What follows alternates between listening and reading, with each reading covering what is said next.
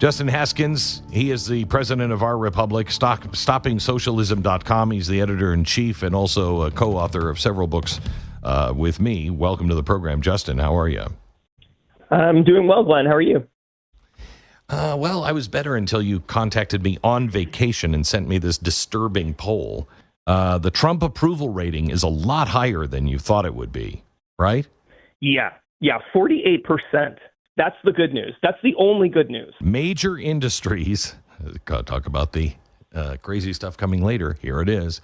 Major industries like healthcare, energy, and big tech should be nationalized and give more control and equity to the people. Over 75% of young people, including the vast majority of Republicans, young Republicans, and people who identify as conservatives. It was pretty similar, in fact, how young Republicans responded compared to liberals and independents and Democrats. They all pretty much agreed that, yes, the government, the federal government, should be nationalizing whole industries to make things more equitable for people. The next presidential election is in 2028. Would you like to see a Democratic Socialist candidate win the 2028 presidential election? Yep, 53% said yes. 53% of all voters said yes. And the most shocking thing was that 35% of those who we polled who said they voted for Donald Trump in 2024 said that they want to see a socialist win in 2028. Howdy, howdy. Welcome back to my tiny corner of the internet. And so there's a couple of videos I was watching is because I had intended for this video to talk about BlackRock, because the thing is that, well, the last video did pretty well, and I talked mostly about boomers screwing over the housing market and screwing over younger families from being able to afford things. And I could talk endlessly about how I don't like their generation. I think they're selfish. I think they're entitled. But I really don't consider them to be the root problem of the issue of the housing unaffordability crisis in this country. I think they largely contributed it. You can even tell from their mentality, their gaslighting, their mockery and derision towards younger generations in the comment section of the last video. You know, they were perfectly content with mocking young people as renters. There was one particular one that I pinned on the comment section. Said, okay, renter. And I said, you know what? I'm going to take a screenshot. I'm going to upload this to the channel, and we'll see how this ages in the grand scheme of things. Because you might be able to get away with saying that now. It won't be forever. With that being said, you know, I was going by a very particularly interesting video. Now, I'm not much of a Glenn Beck watcher. I used to hear about Glenn Beck back in the Obama administration. He'd criticize the shit out of Obama because Obama sucked. Surprise there. And so, you know, I was watching this video from Glenn Beck, and one of his buddies on the show apparently had called him up, you know, on this vacation. And he runs a website known as StoppSocialism.com. And, you know, obviously Glenn Beck is on the political right, and he doesn't like socialism for the obvious reason, yada, yada, yada. This is America, obviously. But the thing is that the interesting poll that he did with Gen Z was that, surprisingly, the vast majority of Gen Z support Donald Trump. You know, over 50%. You know, of young people support Donald Trump. But that's not the thing that he found frightening or concerning. Of that same generational cohort, that same sample study, a good amount of them also support nationalizing major industries, making them state-owned enterprises. And he said that was quite disturbing is because that's effectively just socialism, but in denial. Now, I've said this for a little while, okay? And the thing is, I've said this on my previous videos, is that the vast majority of people who compose MAGA today, Make America Great, and who are on the political right, you know, want to believe that capitalism works. They want to believe that the system really does grant the freedom that it says it does, you know, to some degree, the ability of life, liberty, and the pursuit of happiness. And the thing is that they believe if the free market is actually truly free, and I follow a couple of libertarians like this because, you know, I like to see the other side of the aisle, is that, you know, they'll have the individuality, the ability and the freedom to do what they want in life and pursue their own path in life. At least that's the gist of it. That's what I believed in when I was a libertarian back in the day. And so he said it was incredibly frightening that, you know, 78% of the same cohort would be okay with electing a socialist or a communist into leadership. And he said that was terrifying. And I mean, it's not surprising to me because this is everything I've talked about on this channel. You know, it's kind of funny. I've seen people talk about this and call this, you know, MAGA communism, which is kind of funny, is because I always wish they would have talked about the cost of living crisis, but they really don't. They just kind of want to basically share the same values of social conservatism with them, but never talk about the cost of living crisis. But that's neither here nor there. You know, they've always done that sort of stuff. And so the thing is that if you want to call it that, yeah, there's a lot of right-wing socialist, if you want to call it that. That's essentially all it is. And it's not surprising to me because I've said this for quite some time now. 5 years ago, it would have been virtually impossible in 2020 to talk to somebody on the political right about the cost of living crisis. That was until COVID. When COVID happened, the average house price skyrocketed over the last 5 years to the beginning of this year to be $500,000, and incomes did not keep up. Everything else went up in price. Eggs used to be 99 cents prior to COVID. Now they're $4. Chicken was incredibly cheap. That was the cheapest meat that you could buy if you wanted to live on a budget. Even that is expensive. And the thing is that everything went up in price and incomes remained relatively the same. And so none of this is shocking to me. I've said it for quite some time. Now, obviously, I've said on my own channel that I don't care about ideology at this point. I just want a better standard of living. I want to have the same deal as my parents and my grandparents, you know? So that's essentially my gist of it. You know, a lot of right-wing socialists, you know, might just identify by fascists. They might go along those lines. You know, you have Nick Fuentes' audience, and they obviously blame third worlders for bringing down the West. You have many other right-wing content creators who have their own hypothesis, you know, about inferior genetics and IQ. That's obviously not my take, is because you can tell from my channel history that I was on the political left and I was a debate channel when I first started out this channel. And so my hypothesis has always been economics. Now, I've kind of loosened up on that one. I'm willing to say if you can prove that free market capitalism works, I'm willing to settle on that, is because, you know, my stick has not been to push an ideological tow line. I'm not here to push a line that is contrived in any sort of sense. I even said that in the last video. I'm not here to toe the line of the political left or the political right. I just want a better cost of living. And whatever ideology achieves that as a result, you know, is utilitarian in my perspective. I'm not, I don't really care about the partisan politics and the identity of calling myself either a communist or a libertarian or whatever. Maybe the closest thing I would ever identify myself with, and that's not even a hard thing, is a technocrat. You know, somebody who believes in meritocracy and competition for the betterment of society. And that's literally about it. But the thing is that I'm flexible on these sorts of things. And so are a lot of people. There's a huge amount of diversity in what people, the younger generations, think are going to actually achieve that solution, but they all want the same goal. They want the same standard of living that their parents had, their grandparents had, right? And so, you know, as you saw with the boomers that came in the comment section of the last video, you know, some of them were even claiming that I was spreading hate on them, which I'm not. I'm just telling them the truth. The funny part is, I don't need to spread any hate. I don't even need to say that I hate boomers. I kind of don't, to be honest. I really don't hate them. I kind of see them as inconsequential side pieces to the grander scheme of things that's screwing over your younger generations.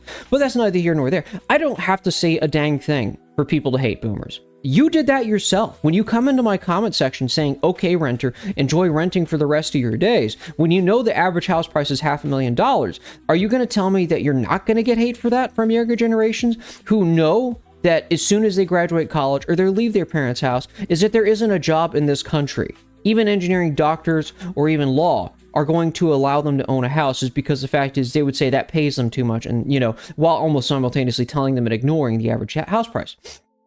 So, you know, and you expect not to be hated. No, I don't need to do anything. All I have to do is pin every single one of your comments to the top of my channel every time you make a snide comment to the younger generations, and let the younger generations see it for themselves. I don't have to do anything to make people hate you. You've done that to yourself, okay? I've only showed younger people, you know, what deal that you're giving them. I just let you show yourself to them. Nothing else, nothing more, nothing less. And so, you know, I even had some people basically saying, you're going to rent for the rest of your days, yada, yada, yada. And I said, no, I was like, you know, if I do get an ounce of political power, all non-owner occupied properties should be taxed significantly higher than owner-occupied properties, is because, you know, for every second property, no, I don't support it. I really don't, you know, because the fact is that you're just trying to rig the entire system and set it up for BlackRock to, you know, gouge people $3,000 a month in rent for a property that's dilapidated and falling apart. And it's kind of funny. One guy was saying, like, well, landlords are going to put the money into reinvesting that, and then they're going to raise the price up to $5,000 a month. You know, they're never going to charge less than what it costs to actually repair it.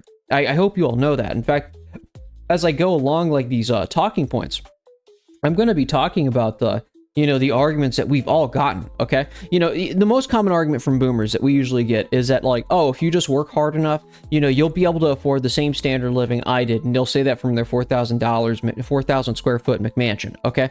They'll tell us that, but that's really just to get the wages to turn the hamster wheel harder, so they work extra hard because they believe if they work extra hard and they're an extra good boy, they're going to get the same standard of living, okay? But that's not the case. We all know that's not the case. Otherwise, we wouldn't be here. More often than not, they'll say that, and then they'll say, well, younger people are going to get a new deal, like Ron DeSantis in the last video. And then they'll pull the rug, and they'll basically say, and then they'll act like, that you've got to work even harder to afford the same standard of living, okay? And that's kind of the thing. We've all seen that. That's exactly what I talked about in the last video, the rug pull. Okay, we're going to give younger people a different deal. They're going to work 2 jobs to pay into Social Security, right? Even though they never work 2 jobs to work into Social Security because they're lying. But the thing is, they'll do that stuff. They'll do the rug pull after they've told you, if you just work hard enough and you spin the hamster wheel hard enough, you'll get the same thing. But then you look at the numbers, and you're only going to be able to afford a 1,000 square foot shit box for $3,000 a month that's falling apart in the inner city that has a ton of crime and drug problems. But that's neither here nor there. Okay, I've addressed that in the last video. Another one that I've heard, and I got this one from my own boss, and I was just kind of looking at him like, I just kind of looked at him, right in the eye. I'm like, are you serious? I've talked about the housing unaffordability crisis, how housing is so crazily unaffordable that younger generations, you can tell in the atmosphere that they're not happy. Okay, even in the statistic that Glenn Beck took, from that sample of 12,000 young people, Gen Z and millennials. But this is the second response that I've gotten, the second lie and gaslight that I've gotten from older people. And it was the idea that young people don't buy houses not because they can't afford them, but because they don't want them. And all I can think of every time I hear that is, the snake who has a fish in its mouth and he's taking it from the river.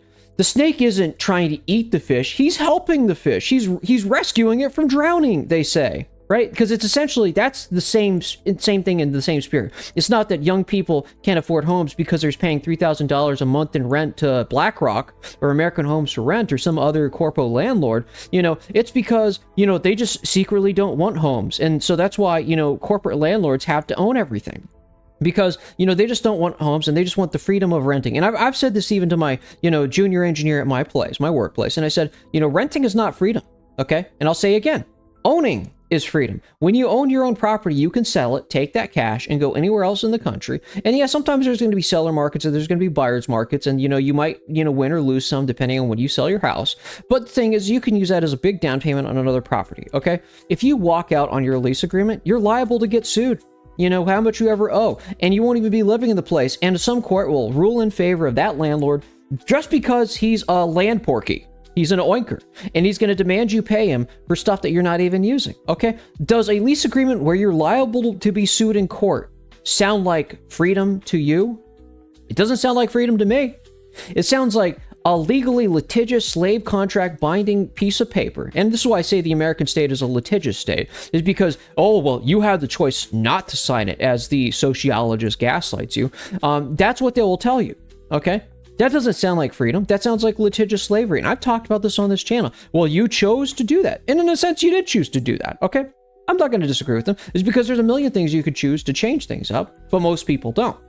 But that's neither here nor there. The choice has always been yours at the end of the day. And it's your choice to listen to this channel. It's your choice to listen to people who are lying to you. At the end of the day, I've noticed a lot of the time when it comes to propaganda, people choose to believe the things that they want to believe. And at the end of the day, every single one of us individually are responsible for what we decide to believe.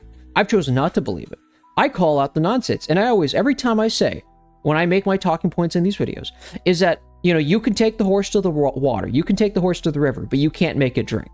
Okay, because everyone at the end of the day is responsible for what they choose to believe. And just like when I say, does it sound like freedom to you, right? You have a choice not to recognize it as freedom, because it's not. It's really not. If you want to argue in my comment section, be real. You can try. I don't think anybody's going to let you go with that one. I don't think a single one of you are going to try and say that with a straight face, to be real with you. I don't think anybody's going to die on that hill. But, that's neither here nor there, right? renting is not freedom, but that is once again how corporate landlords lie to you. You know, I had one guy who was a boomer come into my comment section. He was like, "You would really tax all these properties, at 200% after all the money that they took from, renters and poured it back into, inflating the asset value of the house. You really tax that, even though they did all that hard work of rent seeking." I was like, yeah. And that's kind of the funny part, is that, like, he made the argument. This is another argument that I despise, because it's just, unanimously not true, is that people choose to rent because it's cheaper to rent than it is to maintain a property with the gazillions of dollars it takes to own a property. And they'll make this argument. And I always look at it. It's like, it's interesting to me. They'll make that argument to your face. And I'm going to point out a very interesting thing. Okay, if you're running a business and it costs more to maintain it than it does to rent it, and you have 10,000 units, and that's your business model, that doesn't sound like a very successful business model, now does it? You're telling me BlackRock and its millions of properties that it owns in its portfolio, that it is taking a major loss on because it's more expensive to maintain a property than it is to rent it? I'm sorry, the numbers don't lie. You're lying. You're making more money for the rent than what you're putting into to maintain it. That's just a numerical fact of reality, is because if it wasn't, you'd be out of business and you wouldn't be a landlord, okay? And the only people who can quite literally rent at a loss are those who own their properties outright, and they can take that loss. But a lot of these people are in over-leveraged debt, and so they can't actually go beneath the mortgage payment, beneath the rental costs, right?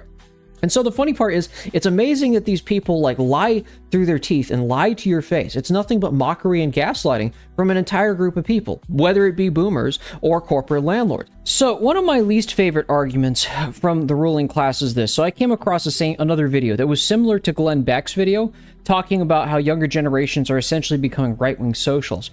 This video, on the other hand, was talking about why only the rich will own property in 50 years' time. And so this is hearkening back to the World Economic Forum, the whole you will own nothing and you will rent everything, you will eat bugs, and you'll pay $3,000 a month for a 600 square foot shitbox, that you'll rent, you'll never possibly get to own. And so the interesting thing I wanted to talk about that is that, the argument specifically from that video is what I want to talk about. It's that the fact is the main argument is that the concept of home ownership was the abnormality throughout history. It was something that never even existed, and it was an abnormality that only explicitly existed in the 1950s, and it's probably never going to exist ever again, but it only existed, for that brief period of time and no other period in human history prior, and it's going to disappear in the future as well. Okay? And the one reason I hate that argument is because it's such a disingenuous argument, because the fact is, it's no different than when these companies write these stupid little articles saying that it was abnormal that we even had 99-cent eggs to begin with. And it's essentially what it's trying to do is what I said in the title of this video. They're essentially trying to erase the past to control your future, okay? A future where you don't own anything and you rent everything and you're essentially a feudal slave in a perpetual spy state that's always watching at all points in time, where you're in a highly congested city being spied on every point in time, where these rich people live off in the countryside in their private mansions with their 10-foot hedges that block them from being seen on Google Maps and Google Images, right? This world is the world they're trying to create, and they're trying to erase the previous world that we all just came from, that we're all very familiar with. It's no different than what Ron DeSantis said, that young people are going to get a different deal. It's no different than that.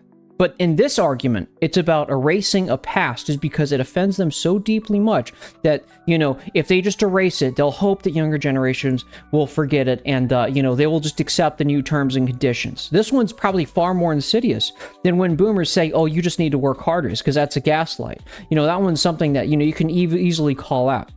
Or, in fact, when boomers do the whole New Deal stuff, okay? All this sorts of stuff. This is probably the most insidious argument, is because it comes from our ruling class, okay? And so my main thesis is this. I've been saying this for a long period of time. And I'll say this once again to the American ruling class. Do you think a propertyless majority will respect your property rights when you've thoroughly mocked and derided them over home ownership in the first place, and now you're going to pretend it never existed so you can justify putting them in tiny little boxes and, renting it out at $3,000 a month? Do you think they will really do that? Because I can look at the polls. Glenn Beck's look at the polls, okay? Now, obviously, the political right is frightened of this, and they should be. Okay, it's because younger people are not happy about that. And in fact, even among the same cohort that voted for Donald Trump, they're surprisingly socialistic. They want to nationalize major industries. They want to redistribute wealth, and they'd be perfectly they're content for voting for a communist or a socialist, and it frightens them. It doesn't shock me. And I've said this day was going to come, okay? And there's going to come a moment when they continue to plead for you, because a lot of these people in this cohort want to believe in capitalism. And I've said this before. They want to believe that if they work hard, they can make their own way in this country and have a decent standard of living. If they work hard and honestly, that they can have a semi-decent and prosperous life, you know, with the magic of the free market, allowing people to walk their own path in life. The thing is, I'm going to tell this to the ruling class, and I say this to a lot of my libertarian friends, and I say this specifically towards the ruling class more than anybody else, is the free market is not for our protection, us, ordinary American workers. It's for your protection. Because we all know what happens when you rig an entire system to benefit a tiny minority of people at the expense of the majority. Okay, we're already entering into a period where, you know, the wealth disparity between classes in the United States is worse than it was in pre-revolutionary France. Okay, and so right now, I would love to tell the ruling class and the American right this, okay? You're still in the head. You're still ahead, because these people, you know, they're still sympathetic to capitalism. It's no different than when people were still sympathetic to feminism 10 to 15 years ago, and they still called themselves egalitarians, but they just had some modern grievances, some moderate grievances with how feminism is being practiced, okay? And I remember, you know, the whole anti-SJW phase right before it exploded, okay?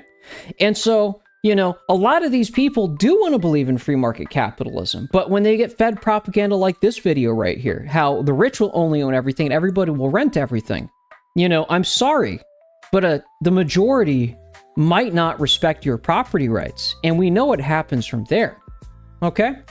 And so, again, I want to stress to the ruling classes of this country, because the thing is that they're trying to have their cake and eat it too, and that's a common take. You know, people used to make fun of feminists years ago, that feminists wanted to have their cake and eat it too. And they tried to do that for a long period of time. It's no different with the boomers who came in my comment section, mocking and deriding younger generations, calling them renters, perpetual renters. They know what they're doing is wrong. And every point in time they can change their ways. They can do the right thing. But that's ultimately, the ball is in their court, is because you're talking to a generation that doesn't have power yet. But the thing is, if they do have power, I've already said myself, like, if I get an ounce of power, what I'm going to do to BlackRock. I'm going to return everyone's 401ks, pull out any investment money from BlackRock or any real estate or private equity firm, and then I'm going to nationalize these companies and do a fire sale of their asset list, you know, for pennies on the dollar, and give back properties back to the American people. I don't hide the fact that I have socialist leanings. I really don't. And so the thing is, this is what I would do if I had an ounce of power. That's just me. As an individual, I say that, okay? Not that I'll ever have power, but that's what I would do. And so the thing is that you can continue celebrating your housing prices going higher and higher, but the thing is that when you alienate younger families from actually settling down and having a family, I've said this before, yes, people will choose fascism over the cost of eggs. And I said that as a justification for the political right when Trump first got elected, that people will do insanely evil things to make sure that they have a roof over their head, they have food on their plate, and the ability to feed and take care of their families.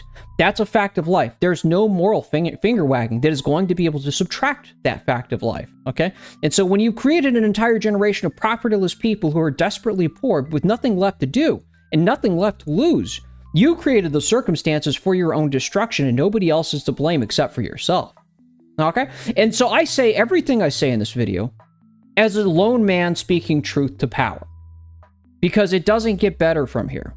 It really doesn't. Some people are going to leave the country in this. Some people are going to do other things in this country. And that's just the unfortunate reality of the breakdown of the social contract in this country. And so here's the thing. BlackRock and these real estate investment firms, Glenn Beck, if you want people to stop being socialist, if you want them to stop being communist, it's very simple. So in 1953, a man by the name Bennett proposed the idea that if every man owned his own home in the United States, and this is what actually fueled it, and this is one thing private equity firms will never tell you about why the 1950s had the middle class, is because of the threat of communism. A man by William Bennett came up with the idea in 1953 that if every man owned his own house, he would be too enfranchised to care about communism or revolution. And it's true. The main reason that Nick Fuentes, and I'm not going to blame Nick Fuentes, is because it's just a pedestrian, alt-right take that, it was brown people that caused the decline of the standard of livings in the West. But, the The middle class standard of living was facilitated because of the threat of communism, because strong American labor, because of a 90% corporate tax rate, because we had a GI Bill to ensure that veterans that got back from World War II could actually go to college and afford it. Okay, there were policies and social democratic policies that allowed American workers to get ahead if they worked hard. All of that, none of that exists anymore. It hasn't existed since Reagan. Okay, and so what created the middle class lifestyle was these social democratic policies under the threat of communism. Nothing else. Okay, and I know a lot of the people who are politically right in my audience might or might not take this well. It is what it is. You can choose to accept this or you can choose not to accept this. But the fact is, I know for a fact that the political right isn't going to touch this reality with a 10-foot pole. You want to know why? Is because they'd be too busy calling each other communists to actually address the elephant in the room. Namely, that you have multinational corporations that are committing the greatest land theft in American history and making Americans, ordinary Americans, aliens in their own homeland, renters in their own homelands. Okay? And so I'm just giving my 2 cents. I've already said on this channel, I don't care about the ideology of communism. I don't care about the hyper-equality nonsense. At most, what I am by value-wise as an individual is a technocrat. I don't care what ideology leads to prosperity for ordinary Americans. As an ordinary American myself, I just care that it achieves that, whether that be capitalism or communism. But unfortunately, from my perspective, watching private equity and these multinational corporations completely take advantage of my country, rigging everything to their own benefit at the expense of everybody else, I can't help but say, I would like to nationalize these corporations and liquidate them and do a fire sale of their assets back to ordinary Americans, specifically BlackRock, American Homes for Rent, Blackstone, and every real estate investment trust inside this country. Yes, I think they should be liquidated. It's that simple. Because the fact is that it takes socialistic policies to stop these people from devouring and destroying ordinary Americans. That's my take.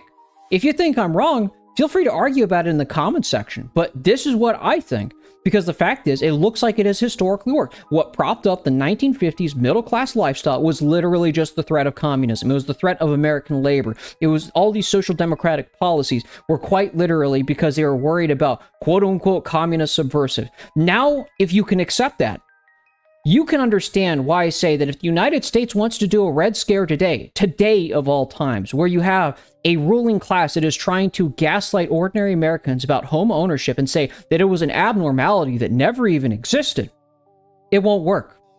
You can go after people on the social progressive policy points. You can go after people who are pro-trans. You can go after people who are pro-gay or even pro-immigration. And I think most of the political right would support you. But all they have to do is look at Matt Walsh's comment section, Ben Shapiro's comment section, when they try to go after Luigi Mangione, who popped a healthcare CEO. And I can tell you for a fact that your own base, despite agreeing with you on every social conservative talking point, that they, at the end of the day, still want their children to have healthcare. They still want their children to have food on their plate. They still want their children to grow up in a clean neighborhood with a okay-sized house free of crime and drugs.